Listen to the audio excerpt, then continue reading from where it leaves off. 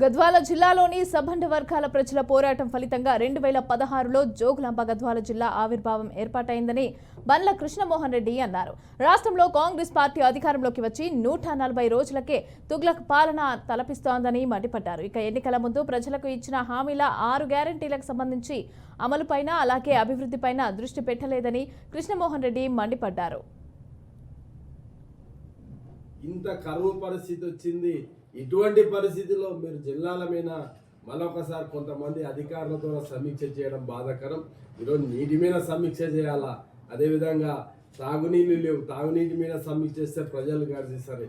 ఇటువంటి క్లిష్ట సమయంలో ఈ 140 రోజుల్లో మీరు వచ్చిన ప్రభుత్వం వచ్చినప్పుడే ఎమ్మన్నే వాళ్ళ జిల్లాల మీద మీరు ఎందుకు కడుపులో మీకు మసిపూసినట్లు ఉందో నాకు తెలియదు. కానీ మళ్ళీ ఈరోజు జిల్లాల వల్ల అభివృద్ధి చెందింది.